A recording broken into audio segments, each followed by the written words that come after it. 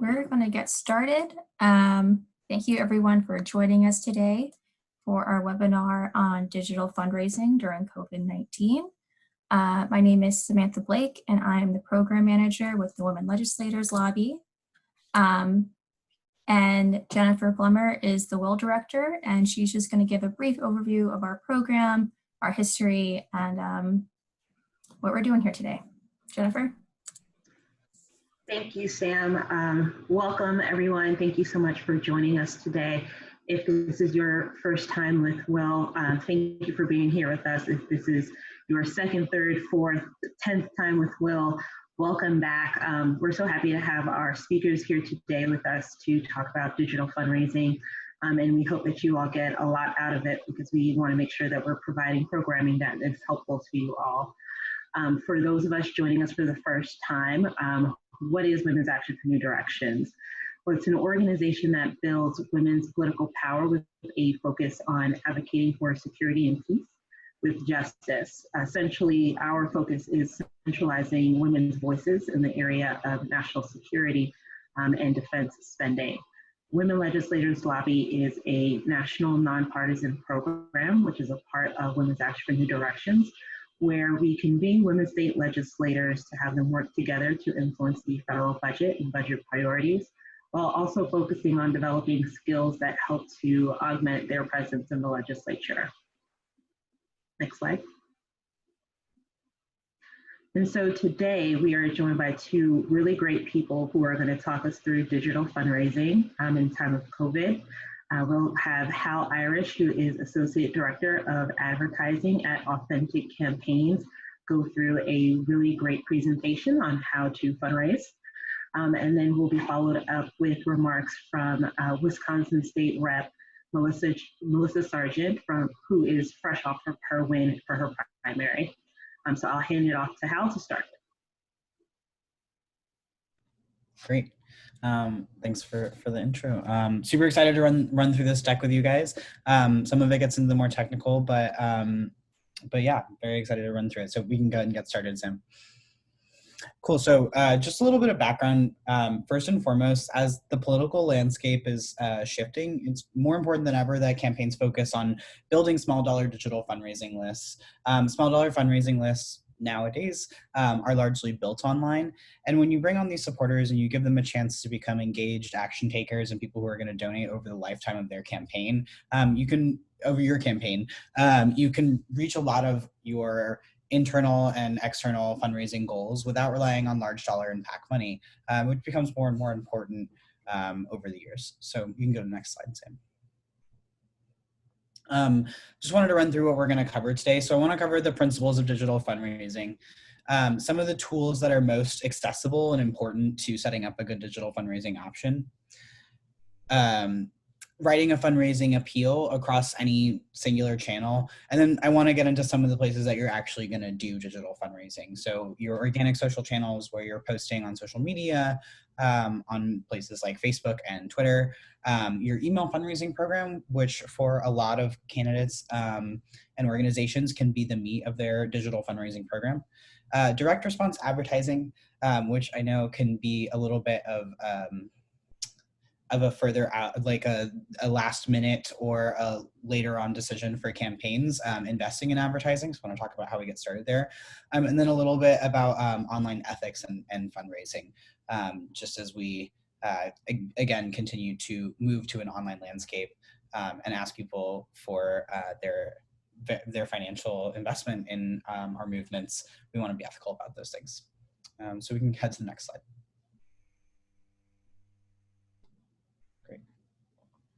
And yeah, good point from Jennifer. If you have questions or if I'm moving too quickly, please flag in the chat and we'll stop along the way as well. So first of all, the principles of digital fundraising, no matter where you're doing it, are relatively the same. For the slide deck, I'm sure we can have shared later as well. But first and foremost, you want to maximize on and invest in your really big moments. Digital fundraising is going to do the best when you are not necessarily saying, this is why I'm running for office, can you donate? But saying, you know, I have a fundraising deadline coming up, that, you know, I just won my primary, it's a week before my primary, etc. Some sort of moment that you can maximize off of. You want engaging and timely calls to action. We'll get into this more when we talk about writing a fundraising appeal. But when you ask people to take action, even instead of just asking them like, can you donate, asking them, can you donate to help me win my race? And thinking about the difference in the way that you talk about those things. You also want to focus on high intent and likely to convert targets here. So if you guys work with digital to try to reach people for persuasion and to change their minds, this is going to be a little bit different. The people who are going to donate to your campaign are definitely going to be more high intent folks. So you want to focus with people who already agree with you on the issues and whose initial interaction with you would be to take some sort of action. Next, you want to segment and test more than anything so you can base decisions off of metrics.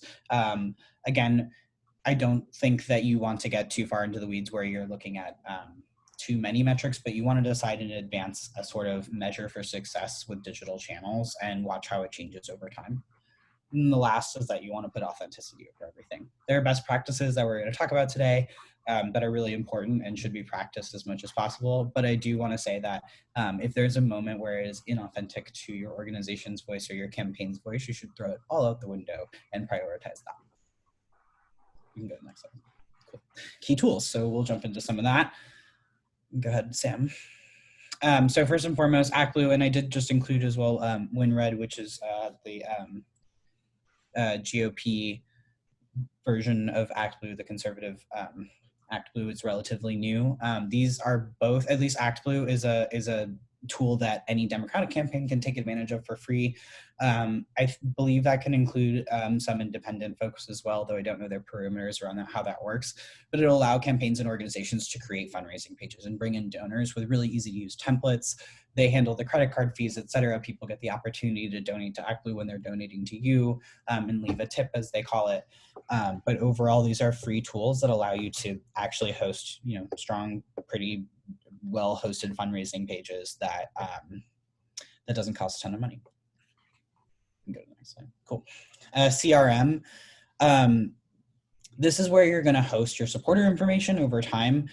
For a lot of folks, this looks like MailChimp. For some folks who are involved with their parties or have a little bit maybe more money to work with, you can use NGP for this, for those of you who pull voter file data over that. Overall, you want to find the kind of CRM that can host your supporter data that can help you reach them with email marketing campaigns and send emails to your supporters, and also helps you create really basic landing pages. A really great CRM can also have donation options, which most will give you in the Democratic politics space, including NGP as an add-on. I would mostly, when you can, rely on ActBlue. But you want that information to pass back and forth. So you have a supporter logged in one, and if they donate through ActBlue, that your CRM learns that they've gained value. And so that's the next point, is that they track the long-term value of your supporters. So if I originally sign up for your email campaign and then you email me a couple times and on the third email I donate, we want to know that maybe I didn't donate the first time I joined you, but I did later, and how much I do over time.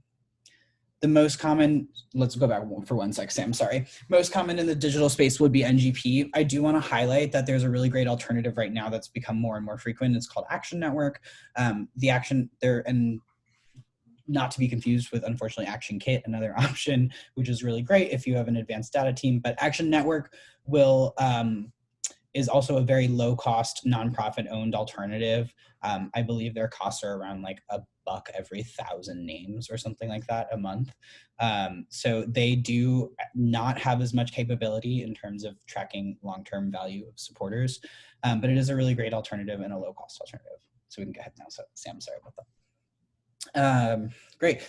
And then websites. So I know that this is kind of what most people think of when they first think of making sure digital exists for their campaigns. Websites can be really expensive to set up, and they can also be really hard to keep up to date, even if maybe you find someone to help you get it set up in the first place. If you don't have large data and tech capabilities, keeping that updated can be quite an undertaking. So there are a couple steps that you can take to sort of cover the same bases that a website would. So first and foremost, if you have created an ActBlue account or gotten your CRM set up, you're going to want to create a donate page and a sign up page in both. The sign up page should redirect to your donate page once it's filled out. So it gives people an opportunity to just sign up to get email updates, etc., without necessarily donating right off the bat. You want to maintain and update your social media pages and probably find a way to link to one or both of those pages from them. And then you also want to do SEO optimization. I think most people are familiar with what that is, but just to review, it's search engine optimization. And so you want to work, you can use a lot of free online tools to pull it off, and you work with those to ensure that when someone Googles your name, these are the first pages that do come up. And in that way, you've covered what a lot of your website is going to do. If you're maintaining your social media and talking to supporters through social media, again, a website does give you the ability to build out like an about page and things like that that you won't get as much capability with here, but it can cover the bases at a low cost alternative. And then just highlighting a couple of affordable website tools, WordPress, Squarespace, and Wix can all get you pretty far if you do want to build an actual website and keep relatively low costs. I believe, I know I use Squarespace. I think there's a couple of folks in your space who use Wix as well. WordPress, I know, is a little bit more difficult, but also gives you lots of control if you have people who know HTML. Cool. And writing a fundraising appeal. I want to pause real quick and just make sure we don't have any questions on the tools so far.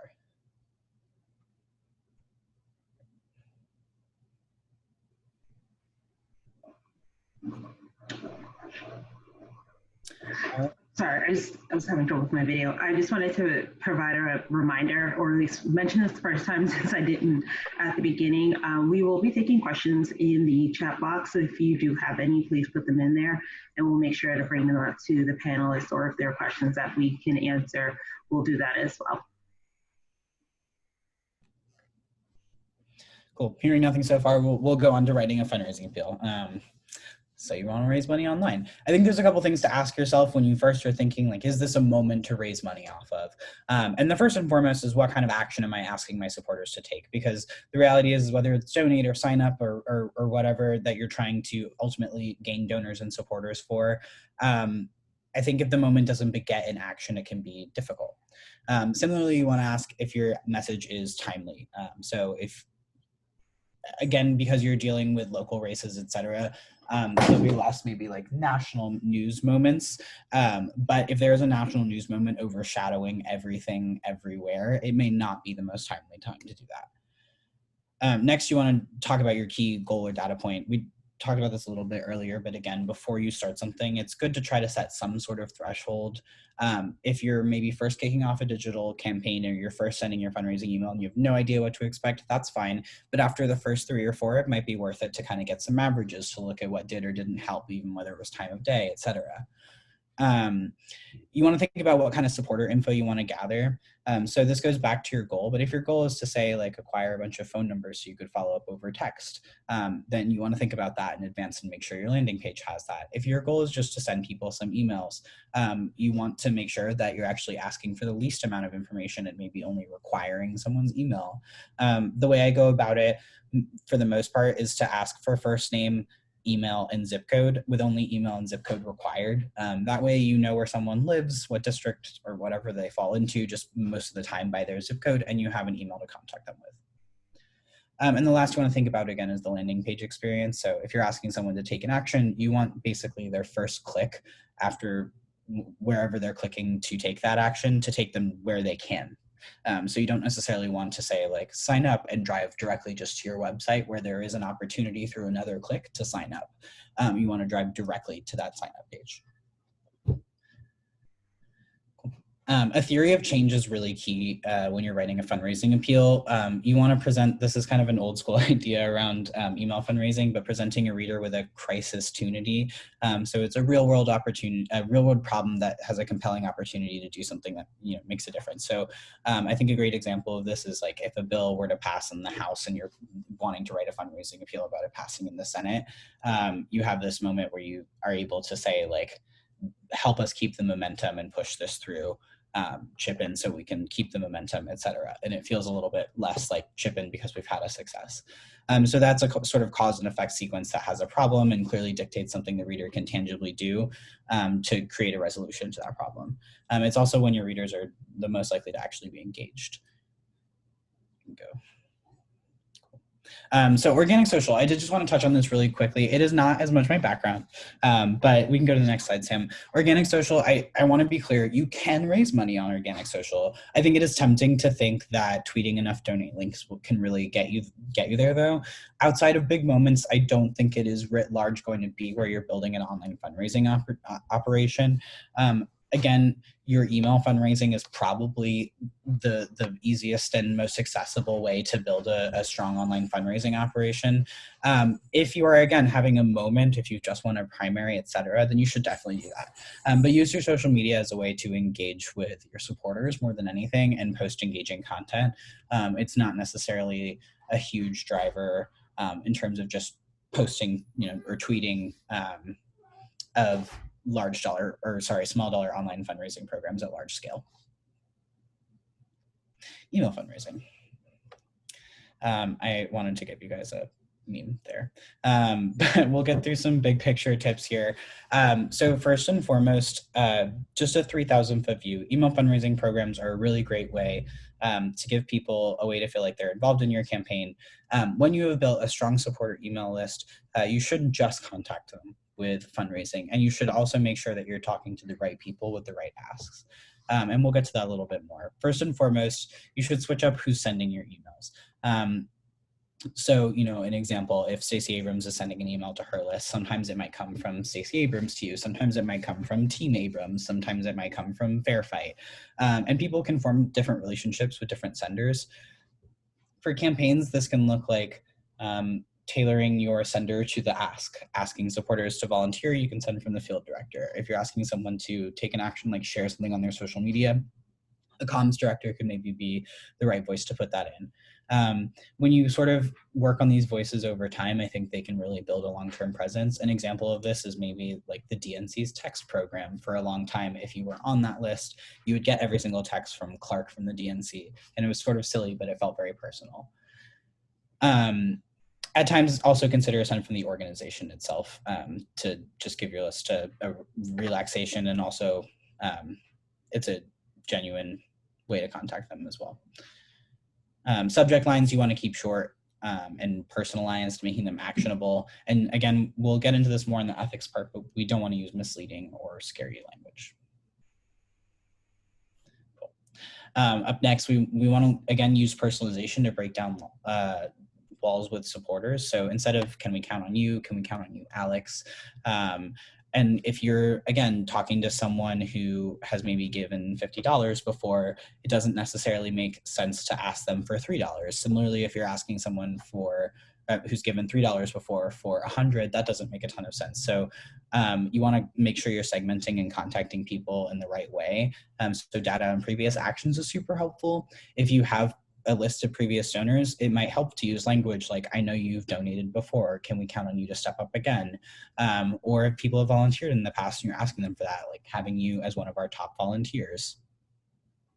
And then you also want to make sure that you're formatting where you want people's eyes to be drawn to. This is pretty effective. Again, I considered honestly bringing this up in some of the writing a fundraising ask. No matter where you're doing this, you want to make sure that the important text is right there. Anytime someone gets sort of like a long memo like email or a long memo like social media post, I think it can cause the eyes to glaze over for the wrong person.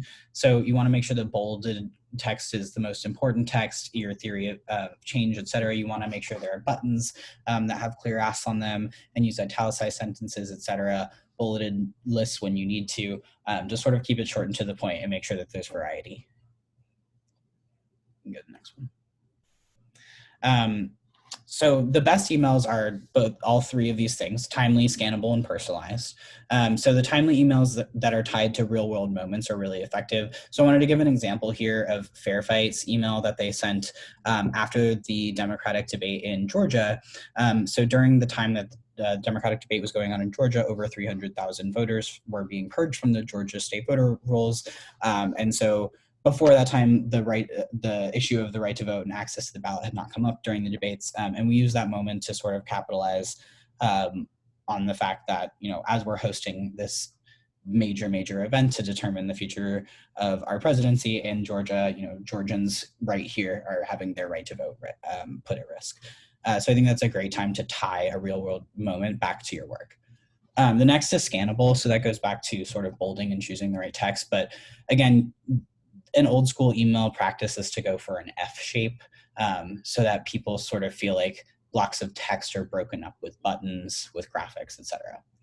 And then again, personalized. So going back to, if we have a donor who gave $500 last year, we don't want to ask them for $3 in the next, and vice versa. So segmenting your list and personalizing your asks.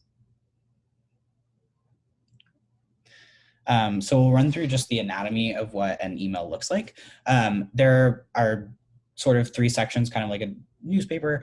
The above the fold, so you want to get at what's happening and why it matters. The above the fold is your very first ask, and you want to go short and to the point.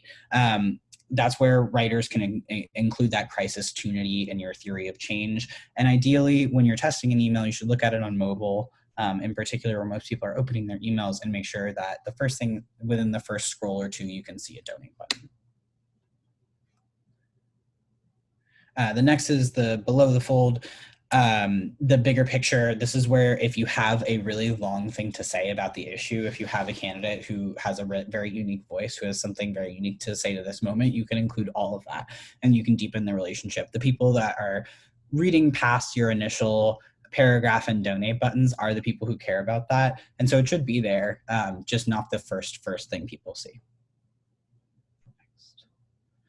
And then the PS. This is our last chance to reinforce the ask. It is also, again, a place where you can reinforce all the things that we've talked about. So a quick button, continuing the movement story, referencing maybe an email that you sent before, like, did you see, Steve, my finance director's email a week ago, can make these things kind of feel more personal. So your PS is your last moment, again, assuming that someone has read to that point, they pretty much really love those personal touches and probably are invested in what you're doing. And then, yeah, this is, I think, important to highlight as we move on to ads relatively soon here, is ads cost money to run. Emails are relatively free to send. Your CRM will have some sort of monthly cost to host your supporters. And you should regularly contact your supporters and increase your frequency of fundraising emails within reason. Don't spam people. Keep an eye on engagement and unsubscribes. But this is a place where, the sky's the limit. If your list can handle it, and if they like engaging with you, you should send more of them, and your CRM cost doesn't change based on how many emails you send. You should also make sure you're not hitting supporter lists too hard. To give you sort of an actionable plan for what we've talked about in terms of talking to different supporters, you can divide your email list into tiers. An easy way to do it, if you have a small email list, is to divide tier 1 into people who are going to receive every single email. That would be people who have recently signed up, who have clicked on an email, who have opened an email, who have donated. Tier 2 can be everyone outside of that, maybe people who have signed up but haven't opened an email in a pretty long time, over 3 months, say. But at one point we're engaged with the organization. And then unsubscribes, etc., being your third tier. For the most part, you're only going to send fundraising emails to that first tier of folks. But it allows you, if you have a really, really, really massive moment, to maybe expand to tier 2 or 3 and see if they're willing or interested in re-engaging with the list. That way, if you're raising money and giving inactive names, tried and true content that really worked with tier 1, it's possible that they could come back around to seeing your crisis tunity as a reason to reinvest. So I'm going to pause there and see if there are questions on email fundraising. Yeah, sorry, I can slow down a little bit as well.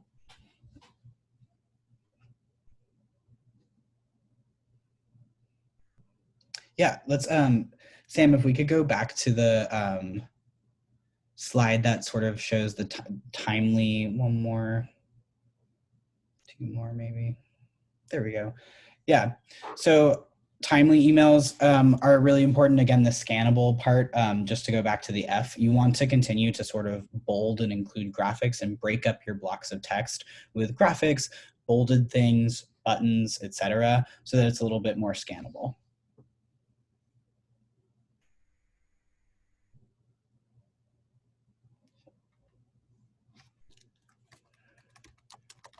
Cool, we can go back to the advertising section if we don't have any more questions.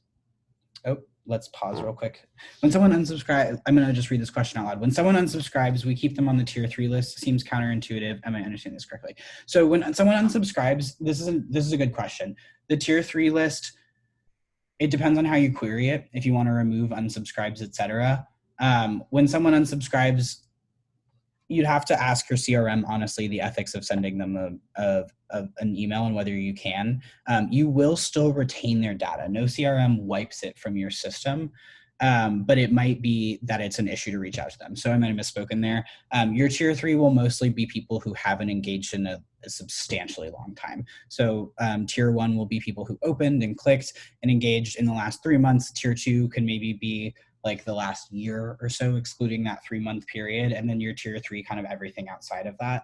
And I would discuss with NGP, a CRM, how to handle unsubscribes. I think my core recommendation in an ethical way would be to reach out to unsubscribes in another way. Frankly, in my opinion, through digital advertising, to give them a chance to resubscribe.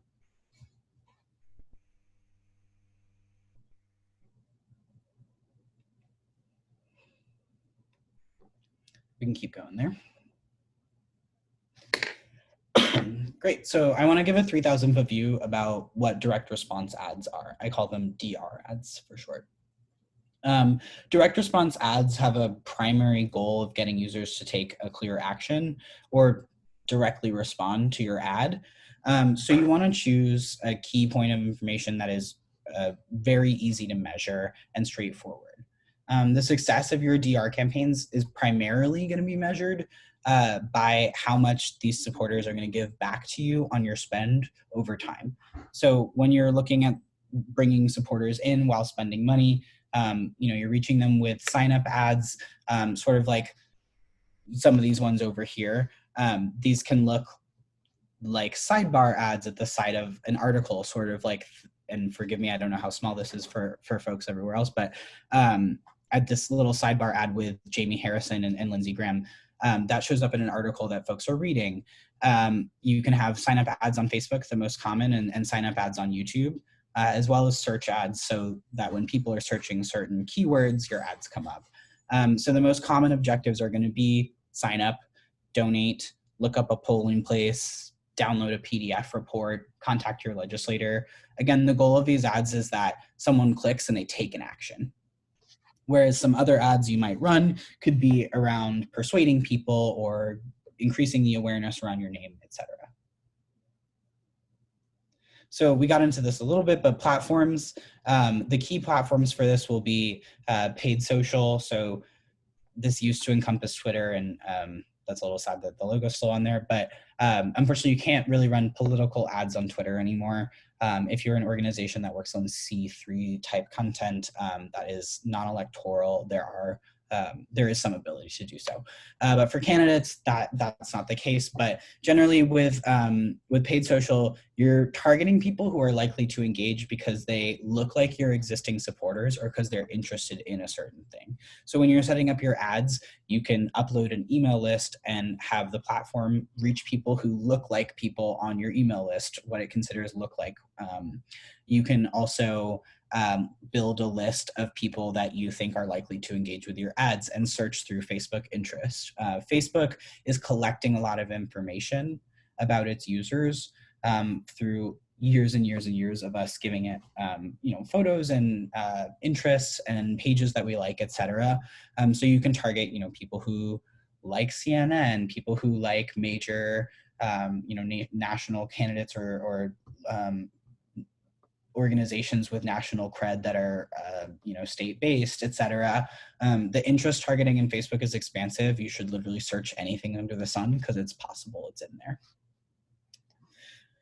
there. Search is, again, when people have searched X or people who have searched X and are also likely to engage in a certain way.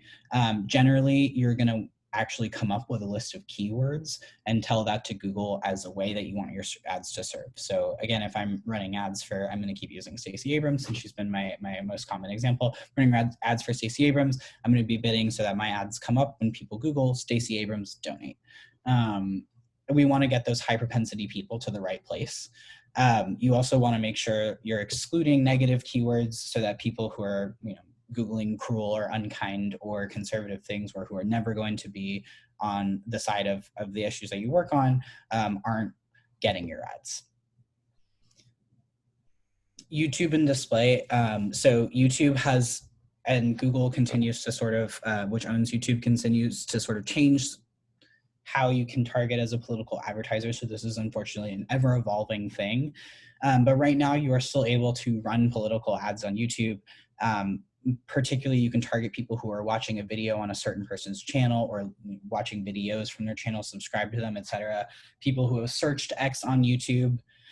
You can layer on some affinity targeting, some demographic targeting, or look up people who have gone to X website, etc. And then the last are what I call CPA buys, cost per acquisition buys, are list rental names. So places like Democrats.com, Daily Kos, etc., will either let you send a list to their email to their list with your organization and theirs paired together, working together, and allow you to acquire the openers or the people who sign up. You can also actually purchase names from them. Those often don't donate in the immediate, but can in the long term. So Hal, real quickly, we have a question, and I wanted to jump in because we also might be able to answer this ourselves. Question is, how can we learn more about targeting and keywords, particularly keeping mean comments out? This is just through Facebook targeting. Yeah. So through Facebook targeting, there's a couple different options. There is, on your page level, a comment moderator option. To be candid, am not 100% sure how it carries over to ads, but you can moderate profanity in your page settings on Facebook, which helps a little bit. One of the other things that you can do on the ads side of things is, one, yes, try to make sure that your interests are as close to those low propensity targets that we're talking about, people who are likely to engage with you, rather than, persuadables when you're asking for actions. One other thing that you can do here is exclude people and exclude certain interests. So if you're running, if you're running a more independent campaign, you actually want to exclude partisans. You can exclude people who are likely to engage liberal or likely to engage conservative. If you want to exclude like Breitbart and Fox News, you can absolutely do those kinds of interests, etc. So I think you can use exclusions to help that a little bit as well. Comment moderation, I go back and forth on whether it matters. For a smaller candidate and for state level campaigns, I do think it's probably worth it to go through and moderate the comments a little bit. And I just wanted to make the note that we had some presentations with Facebook, since they're one of our partners, that's probably available on our membership portal. So you'll be able to at least get the one pager from them, since they don't allow us to do recordings, but they have sent out information. We also do have contact information for your regional Facebook point person if you're interested in getting that, so you can ask Facebook directly. We'll also be doing a webinar on the 19th with Facebook about Facebook ads. So if you do have more questions, please make sure to sign up for that webinar so that you can get it directly from Facebook. There is another question, if I can just jump in one more time. Can you explain list rental a bit more? Yeah, definitely. So for the most part, list rentals are an interesting thing. You can get a lot of names. A percentage of them are going to ultimately take action with you versus not. Depends on the vendor, what percentage of that. For folks like Daily Kos and Democrats.com, generally a rather large percentage, because they are engaged with electoral campaigns. So what they'll do, again, you can go through a variety of different things. Daily Kos and Dems.com have also collected lots of information. I do believe for a slightly higher rate, you can just buy names from them and say, you want names in Wisconsin, you want names in Wisconsin that care about climate change. There's all sorts of subsecting audiences and sort of just coming to them with a budget of X amount of dollars and seeing where you can get and the best audience that you can get. In-state names are going to be the best way to go when you can. You can also buy names nationally. And then similarly, you can pair with those people to actually send emails. So Democrats.com sends, engagement emails to their supporters. A candidate, like, again, I'm just going to keep using Stacey. Stacey pairs with them and says, I want to send this fundraising email. And again, you can take one that you've already sent to your list. And Daily Kos agrees, they like Stacey Abrams, and Daily Kos sends it out, but with the Daily Kos logo and Stacey's right at the top of that email. And whoever opens that email, you can go with actual just clickers, people who decide to actually click on and sign up for your email list, or whoever opens that emails, and you can purchase those names, bring them over to your list, and you want to take your time when you purchase those kinds of names to onboard them, because they didn't immediately opt into your list. You want to send them an email or two and see if they do, and see if they unsubscribe. If they unsubscribe, leave them alone. If they don't engage, they're going to get moved into your tier 2 anyway. The ones that do open, that click, that engage will get moved into that tier 1 email list, and you'll continue to reach them with fundraising emails.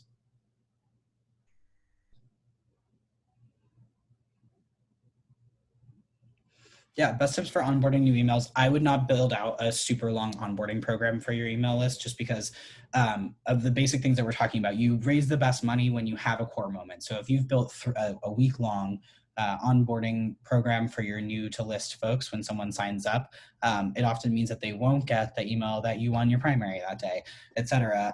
So you do, I think, want to send one initial email to your new supporters.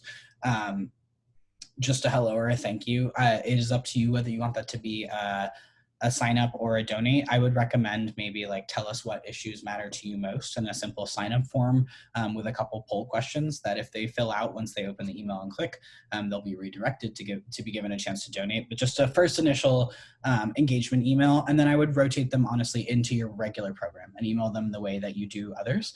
They will choose to engage and jump in or not.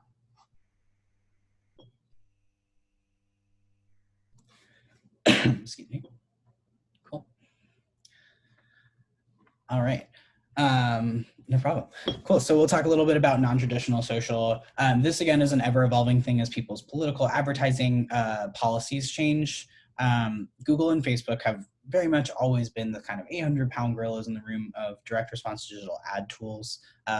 They are collecting the most information about their users, so their targeting is the best, and their user bases are the largest, and they've existed the longest. That said, digital media landscape is changing. So are our core platforms. So younger, heavy digital media consumers, love TikTok and YouTube and Reddit. Technically, the largest social media platform in the world is YouTube. If you were to consider it a social media platform, it's kind of more complicated in that it's just content. But I think it's a great place to try out fundraising apps for the first time. There aren't as many best practices and lots of data to support what does and doesn't work there. And you won't be able to target people in the crazy interest categories that we've talked about like you can with Facebook. But especially Reddit was a massive fundraising platform for particularly Bernie Sanders. Both 2016 and 2020 campaigns were able to raise massive amounts of money on Reddit. And one of the things that I think is unique about these audiences is there are people who engage with niche platforms like Reddit who don't get on Facebook. So I think that's kind of why it is worth reaching out to them, because there might be people there who support you who you'll never be able to reach through other platforms. Again, this is ever evolving as people's political platforms change and as digital media changes. Cool. Move to the next one. Cool. So just a couple of tips on creative assets for advertising. When it's possible, you want to tie imagery to the issue at hand, include some images of your candidate, goal thermometers. You should always try to have a button if the image is clickable, or some arrows on the image pointing to where they're supposed to click. So if you're running an Instagram ad, you don't actually click on the image, you click on a little learn more banner that pops up at the bottom. So you can put some arrows on your image pointing to that learn more banner. On Facebook, the image is clickable, so you want to make sure that your image is clickable and it has a button on it. Overall, some just 3,000-foot view tips is square graphics are performing exceptionally well, just the one-to-one square graphics, especially some alt text or meme and pop culture references. So I think those kinds of things help a lot. For example, recently, the Democratic Attorney General's Association ran some sort of Tinder style graphics where it looks like a silly Tinder online dating profile, but it was the candidates they wanted to oust with like negative things written in the profile, the candidates that they wanted to elect with positive things written in the profile. So I think that's an example of like a meme pop culture way to go for things. Some also things that perform really well are low dollar and direct to camera video, just shot on your cell phone. Simple selfie video really makes a difference. I know the Beto campaign really maximized on this, but it makes audiences feel like organizations and candidates are connecting with them authentically. Like you just took 5 minutes out of your day to record a video. And I think that more and more what people want is to feel like they're being authentically engaged with online, especially as it takes the place of a lot of in-person engagement. Next is copywriting. So shortened to the point copy is the way to go. So copy and the images in DR campaigns should have really strong short calls to action, express a theory of change. Again, if you have a really long-winded, like speech to give about an issue, it's probably best used for like your awareness and persuasion moments for your organic social media. When you're asking for money and when you're asking for action, it's great to make people clear on what you're asking from them from the get-go. You also want to make sure that your copy is timely, but it doesn't need to be changed frequently. So if you're running an ad and you launch it on one day and it says like 5 days till the election, you don't want to have to get on there every day and change that date count. So you want to just be thoughtful about things like that. It's the last week until our election, et cetera. Find some way to refer to the timeline and to the crisis tunity moment without necessarily setting yourself up for consistent changes and upkeep. And then landing pages, you want to make sure that that when users click on the ad, they're taken to the landing page where they can convert right away. The ad is just the beginning. You don't want people to click on an ad that says sign up and end up on a page where they can't sign up. You can go to the next slide. Sorry about the header here. I don't know. I'm just had to do it. But with data is going to be a really important part of your campaign. So when running these kinds of campaigns, it's important to be regularly checking results. You want to know when and where to spend based on these results. Unlike maybe a persuasion advertising campaign where you say, I'm going to spend $3,000 over the course of 1 week, and that'll make these ads serve to people, an average of 3 times, et cetera. With this kind of thing, when a fundraising moment comes up and you're not quite sure if people are going to give back, you want to start by spending like $100 to $500. See what kind of money returns. If people are if what you're asking people is really resonating and you're making your money back super quickly, then push more money into it. So you want to push and pull the levers on the basis of that. When campaigns similarly are not doing well, you want to turn them off. It's not worth it to run to people who are already with you about something they don't care about. So you want to check on these results and optimize by the platforms that you're using. So looking at whether you're doing best on Facebook versus Instagram. You want to look at the campaigns you're doing, whether you're talking about healthcare or the economy does better for you. You want to check your geos, whether like dealing with people in the suburban district versus not, dealing with people in the whole state versus dealing with the nation. And then you also want to look at what people are doing when you first start spending money, whether they're donating immediately, maybe not. But there are times when you spend a little money to bring in, say, 500 supporters who don't necessarily donate immediately. But once you send them 5 fundraising emails, they've made back their money tenfold. So you want to make sure that you're monitoring the lifetime results, the day of, the day before, 7 days after, those kinds of things. Forgive me for the chunk of text here, but some background, and I am going to ask you guys to sort of engage with a fun little game shortly here. When we're running, there are kind of 2 types of campaigns that you're going to run in direct response. One's going to be an acquisition campaign, so that's designed to bring people in just onto the email list, signed up. And so your main goal is going to be the cost per those signups. In my eyes, it's really great when the cost per signup is low, and someone gets a chance, they click on your ad, they get a chance to sign up on a sign up form. As soon as they're done signing up and they click sign up, they're redirected to a donate form. About, I would say, like 20% or to 30% of those people will choose to donate, and some of them won't. And you get some names on who are supporters, but maybe aren't sold on donating yet. And you also get some supporters who are very sold on you. And it's a strong mix. So you want to focus on the cost per the number of supporters you're bringing in, but also take a look at whether people are donating once they're redirected. And then next one would be the direct to donate campaigns, where people are shown an ad that is just asking them to click and donate. Right there, you're going to be focused entirely on ROI. And ROI will just be return on your spend. So I like to think of it as just dollar to dollar. For an ROI campaign, you would love to have a situation where you're raising like $1.50 for every dollar that you spend, etc. Once names come on the email list, though, I do like to give a general benchmark that if you engage people consistently with fundraising emails, once you've spent money to bring them into your email fundraising program, they will only take about 3 to 5 months to give back what you spent to get them. There are exceptions to this. There are, like targeting the wrong people who then aren't engaged with you. But if you're getting the right people in the door, it shouldn't take too long to get them to come back to you.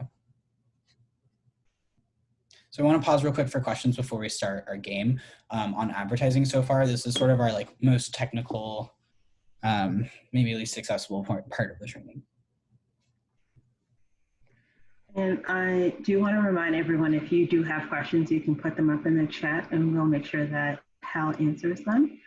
So just put them in the chat. I also want to mention that everybody loves Wu-Tang Clan, even if they don't know that they do.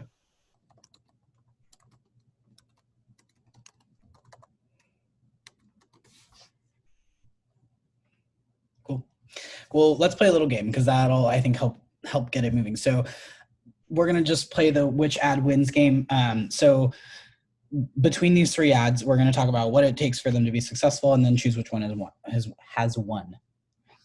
Zoom has some fun little poll features now too. So we're running a direct to donate campaign for Flip the Senate. Our goal is to raise as much money as we can with as many donations as we possibly can at 120% ROI. So that means for every dollar we spend, we want to make $1.20 back. Looking at these 3 ads, we have the first one that's spent a little under 5K. It's raised a little over 6K. So it has 120% ROI, 28. The second one has spent 9K, raised a little over 20K at 200% ROI. And the third one has spent a little over 5K, raised a little under 10K at 173. There should be a poll popped up there if folks, hosts and panelists can vote. Okay, cool. I don't know if I can see your results. We have 5 responses in so far, 10, 12. Give it another few seconds before making the results so everyone can see.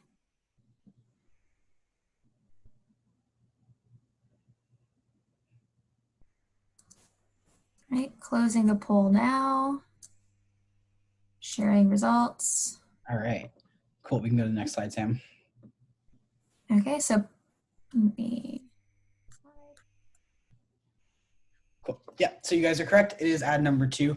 So that one spent the most and it had the most, the best ROI.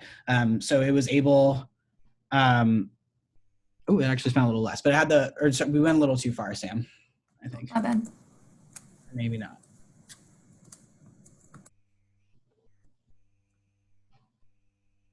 Okay, well, number 2 is correct. We'll go to the next one.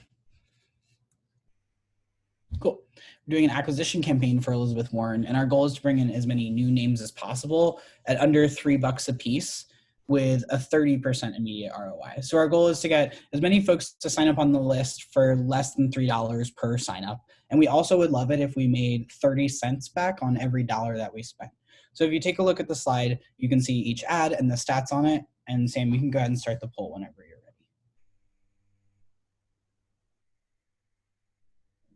ready. Poll is launched. Give everyone about 30 seconds to get their responses in.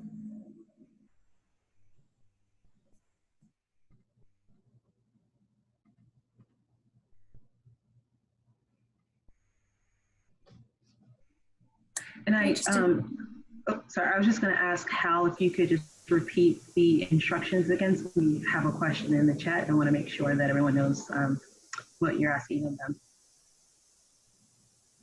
Yeah, sorry. I want to be clear that we're voting on which one we think performed the best. So again, our goals here out of these 3 ads, which one was the best at bringing in names for less than $3 a piece, and bringing in at least 30 cents back on every dollar. So this first ad, we know, spent $3,000. It got 1,800 roughly signups at $1.60. and raised back 922. I think the ROI is a little cut off. I don't know why on my screen.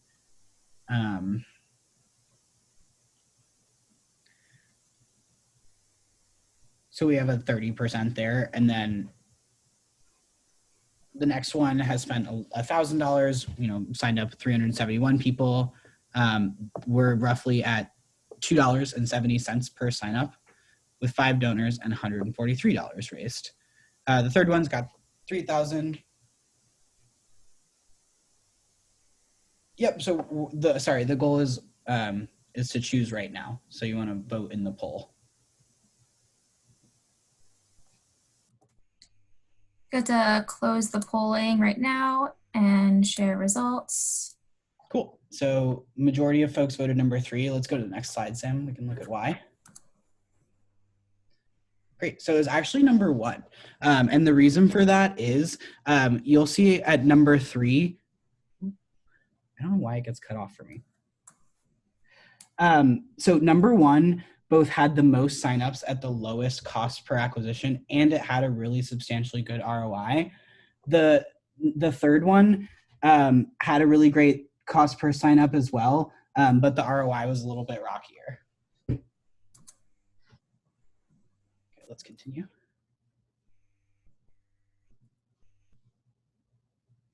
Great. So this one, we're running an acquisition campaign for Voto Latino. Our goal is to bring in as many new names as possible, again, at under $3 a piece, with a 30% immediate ROI. So there are the stats on each of these 3 ads, and we want to vote on which one you think performed best.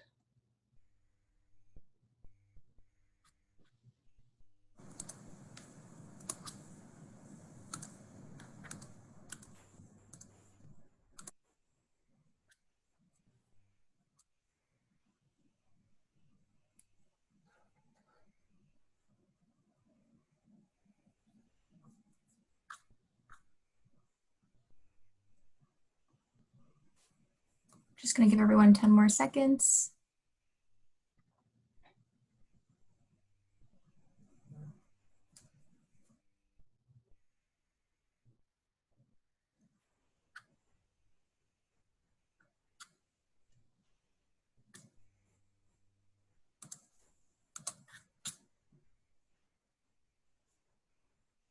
Awesome.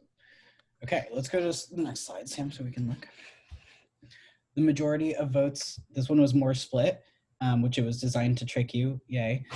Number 1 was the correct answer. And so the reason for that is number 1 had the best cost per acquisition. So it's bringing in the most signups at the lowest cost.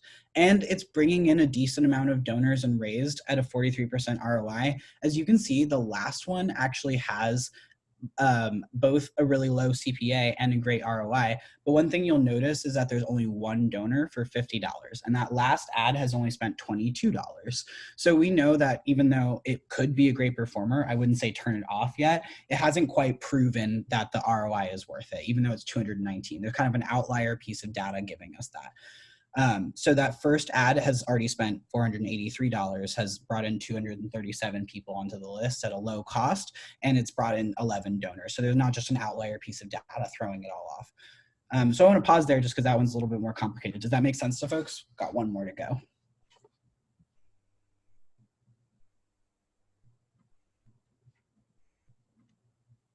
Cool. Let's do our last one. We're running an acquisition campaign for my favorite Congresswoman, Barbara Lee.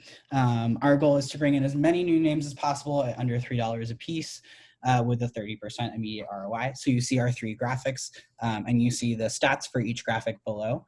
Sam, you can go ahead and start the poll so we can vote on which one's the winner.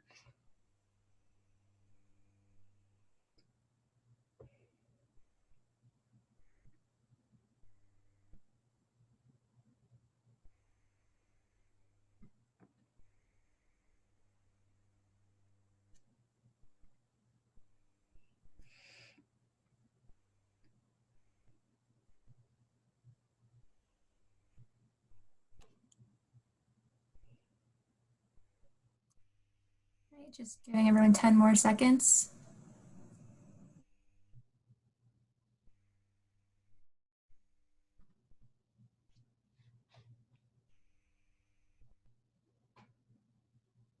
Great. Yay. Okay, cool. Let's go to the next slide. People were correct with number 3. Let's talk about why. Great. So number 3, again, you caught my trick this time, most of you. Even though the second version has the lowest cost per acquisition, so it's costing the least to bring in people onto the email list. The third version has a really great cost per acquisition, and it has the most donors, the most raise, and the best ROI. So the second one is still a really good performer. I wouldn't necessarily say you have to turn it off, depending on how you feel about that 18% ROI. But that third one is by far and away a better performer. Okay, that's my which ad wins game. I want to pause for questions on ads, because I know ads is a complex, multifaceted thing.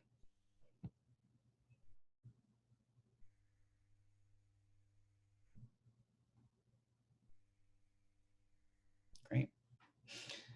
Online, cool. Ethics of online fundraising. That's funny. My emojis look different on your computer, Sam. But fundraising appeals that look like bills make people sad. So I don't like fundraising appeals that look like bills. I think I put it on here twice because I don't like it that much. So that's like a big no-no in the ethics of digital fundraising community. Fundraising during tragedy. One of the things I'd recommend if you work on an issue that is really, really difficult and related to tragedy, as an example, I've had the pleasure of working with gun violence prevention organizations doing online fundraising before. Tragedy is not the moment to fundraise. If you want to ask your supporters for an action, I would recommend asking them to sign up for the email list and trying to do it ethically without necessarily capitalizing on tragedy.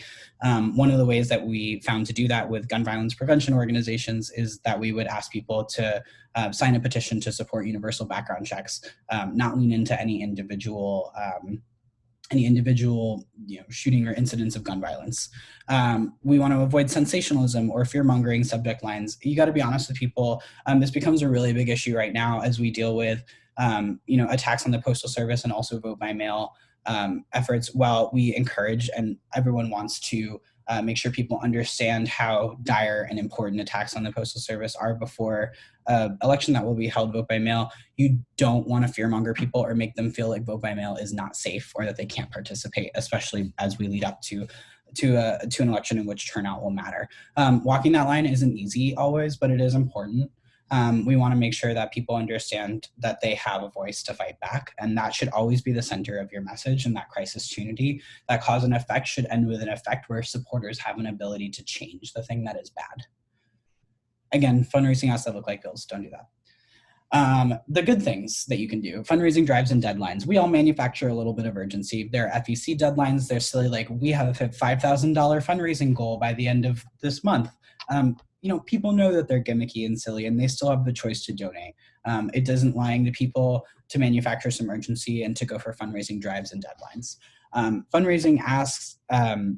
Fundraising or asking for actions and moments that highlight your work. Again, that example of not capitalizing on gun violence or using tragedy, but bringing it back to the base issues and how people can make a difference. And then you want to focus on honest content that's highlighting the realities of the issues that we focus on. There is plenty of insanity and bad and hard in the world. So you can pull an honest news headline that talks about how hard the thing that you're dealing with is, to talk about the issues that matter without lying to people. It's just not necessary to fearmonger any more than our world does. And again, fundraising drives and deadlines to your fundraisers that look like bills is your alternative. And then, my last little piece is that I want to be clear about the sort of cycle of this kind of stuff. Emails that go to supporters, give them a chance to become openers and engagers. The supporter can give via an email or a donate ad, and that supporter can sign up via social media or a search link, and then they get emails. And it kind of becomes a cyclical thing where people have an opportunity to get involved with you, to be engaged with you online, and to build this larger online fundraising infrastructure that can sustain an organization for a really long time.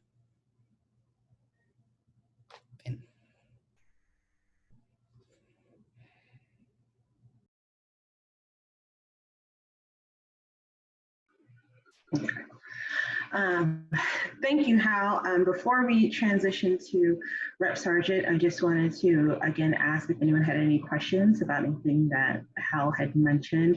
I don't think he'll be getting off before we're done in case some questions come up to people after the fact. Maybe you can answer them at the end. Not seeing any, so I want to make sure that we're keeping on time.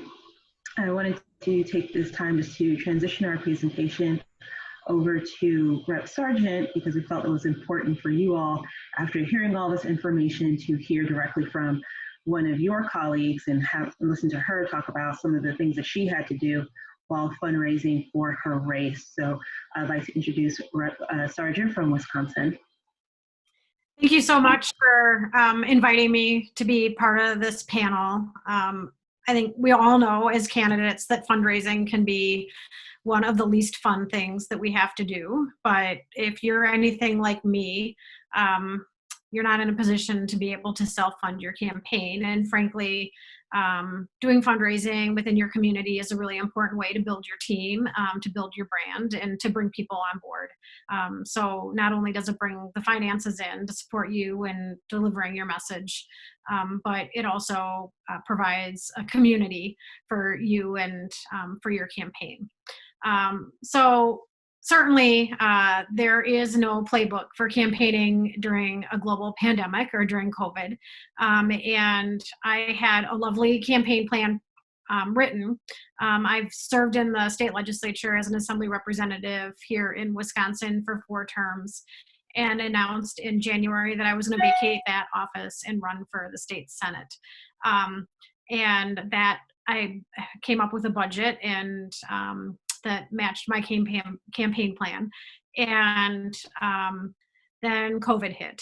And we had to, I'm a strong believer in you write your plan, you stick to your plan, you believe in your plan, your team continues to execute the plan. But certainly when COVID hit, we weren't able to continue working forward with our campaign plan. And that also impacted our fundraising. Here in Wisconsin, we're not doing doors in the portion of Wisconsin that I live in here in Dane County. We're not even doing lit drops. And frankly, for me, it wouldn't be a safe opportunity or option because I am a kidney donor. So being out in public right now with this pandemic is just not healthy for a number of different reasons. So we've really had to pivot our fundraising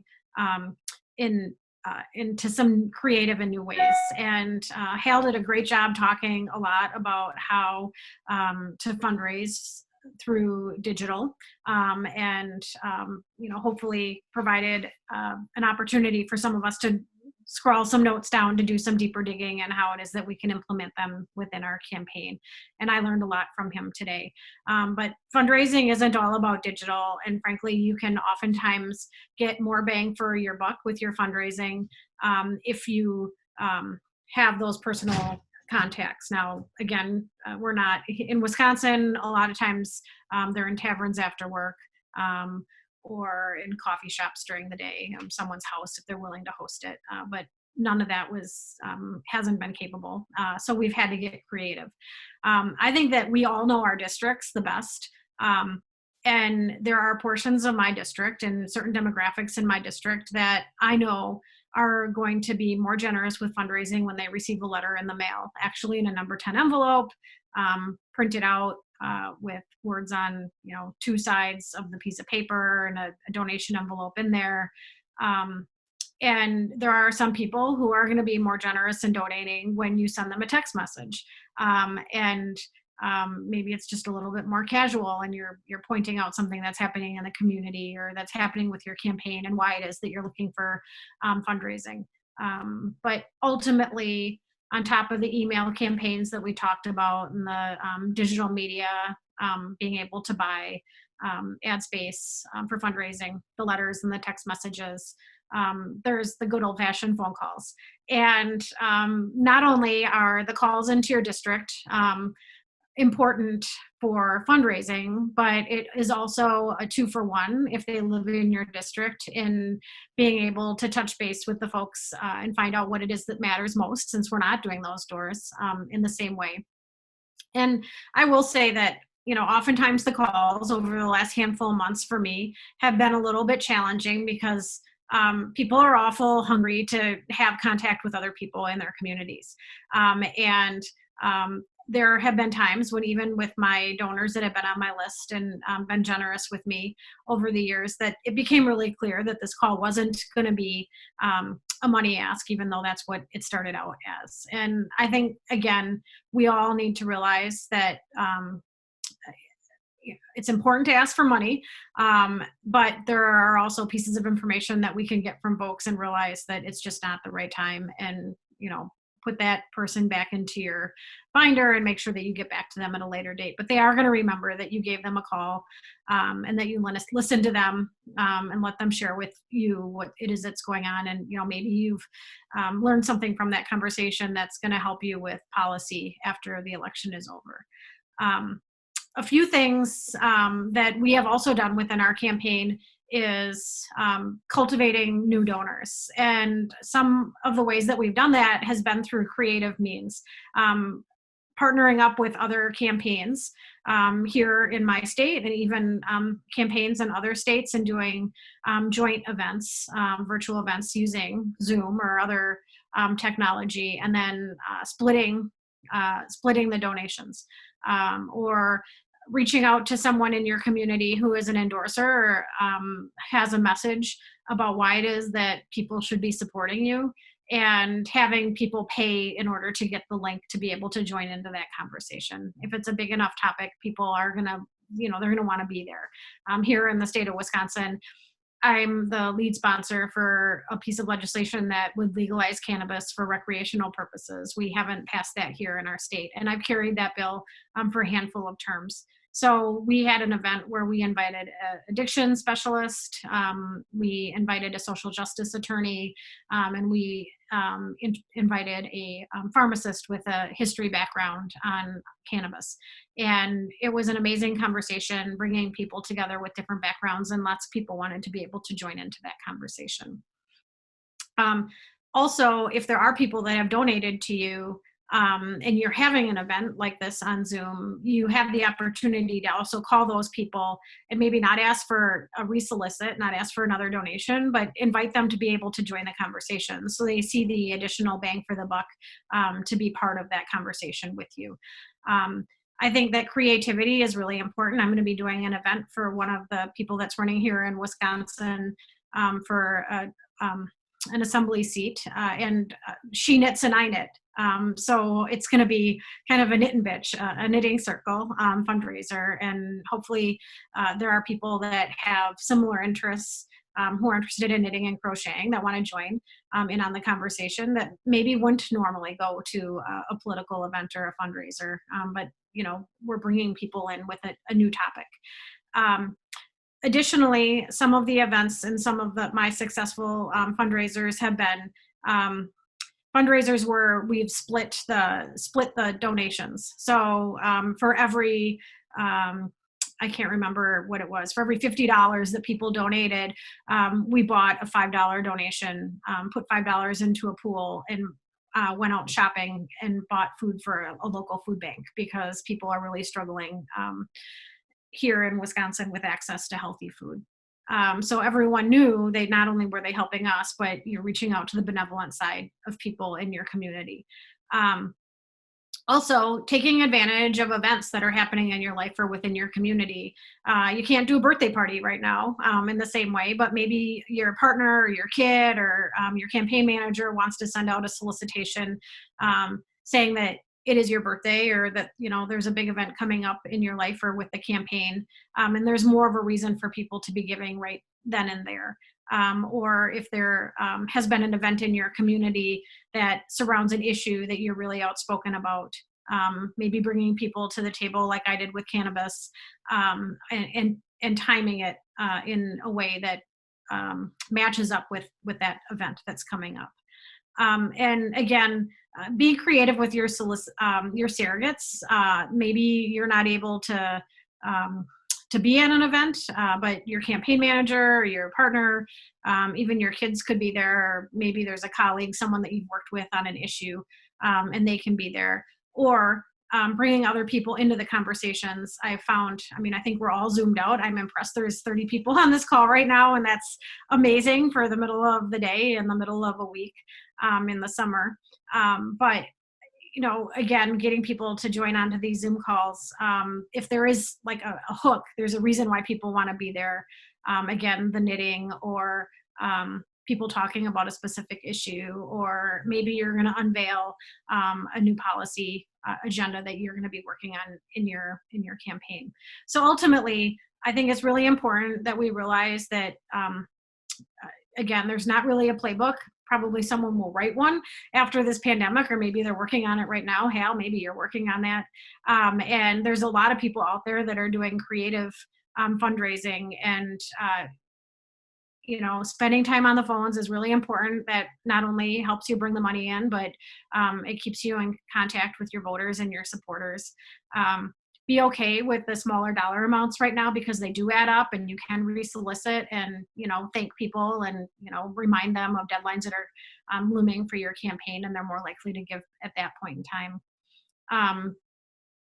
And know who it is that you're asking for money. Again, sometimes a text message, sometimes a letter through the mail. And right now, frankly, I'm feeling like I should do everything I can to support our local post office. So you're also putting, you could say I'm mailing these donations in order to support our post office. And one thing that I think that is really important with fundraising is don't be Chicken Little. Don't act like the sky is falling when it's not falling, because then if something does come up with your campaign, and there is a real crisis and you're really in a pinch and you do need that money, people aren't going to take you seriously when you're asking for it. If you're perpetually sending emails every week asking for more money because it's a really desperate time, then when it does get really desperate, they're not going to know the difference. We, in my campaign with our list, we will intersperse different endorsements that people have given us, or classing, kind of putting endorsements together. So it's not necessarily a fundraising pitch, or, again, when there's been a policy that we want to unveil, we'll put that in, and at the bottom we'll have the donation link, but it's not the highlight of the email. We want to make sure that people continue to open the emails, and you can track that with the different programs that Hal talked about. Whether you're using NGP or MailChimp, you can see how many people are actually opening. You can see who is opening, how long it's taken them to open the digital emails. And of course, when you send out a solicitation in the mail, you know what's coming back to you. And it's really important to tag and target that information, so you're not sending out mail solicitations to people that are never going to donate through the mail. But you do know who it is that is going to donate through the mail, and you continue to work that way as well. And don't be a stranger. Right now, the world feels really lonely. Campaigning is already lonely. It's hard for all of us. And fundraising, as I said, is a hard part of campaigning. But use it as an opportunity to reach out to your people, hear what it is that they're saying, listen to them, and they're going to listen to you. And it's just going to solidify your network and your team, and it's going to help you get across the finish line. Thank you, Rep Sargent. I believe we have a question. Connie Bernardi is raising her hand, so I'm going to let Connie, I'm going to put your mic on so you can ask your question. Should be good now if you can unmute yourself. Okay, thank you. I didn't actually do that on purpose, but since I have the opportunity, I would like to ask, you had mentioned that they didn't turn into like a fundraising call. How much are you turning it? Well, my question is calling up and asking how people are doing, if there's anything you can do to help, and fundraising and putting that together. You don't want to be, it's really challenging, because then they know, oh, they didn't really care about me. You're calling me because you want money. Can you just expand on a little bit of that, of how you've navigated that? Yeah, absolutely. So again, I've run for office a handful of times, and the people that are in my on my lists are used to me reaching out and making calls and asking them to make donations. And as we're in the middle of an election cycle, I think they anticipate that. But I usually start the conversations with something like, how are you doing? It's been a while. Certainly would be nice if we would be able to see each other face to face. Kind of wanted to update you on how the campaign is going. And usually during those conversations, I'll ask them if they have any questions and what's new with them. And it becomes pretty clear. if someone is struggling or if they've experienced a real challenge. And, at that point, I will oftentimes say, well, I've always appreciated your support in the past, and I know you're part of the team, and that's super valuable to me. Please really take care of yourself right now. And reach out and let me know if I can help you. And, then they know certainly that you are calling about your campaign and that you are running for office, but that they also know that you care about them as a human being. I mean, frankly, we need a little bit more empathy in the world than what we're seeing from our national leadership, in my opinion. That's a good question. And you get the feeling. I imagine everyone on the call here today, what the feelings are of the other person on the other line. Great, thank you, Rep. Sargent. I don't believe we have any more questions at the moment. Jennifer, do you want to say anything?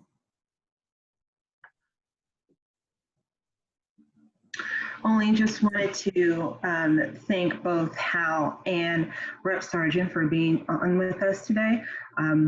Really appreciate you all sharing this information and also perspective. I know it's really helpful for a lot of our legislators who've kind of, like you mentioned, had all of the fundraising plans, and then COVID said haha to all of the plans. So I'm happy that the both of you are here to help our legislators out, as well as any of the staffers that might be on watching, so that we can get you all over the finish line.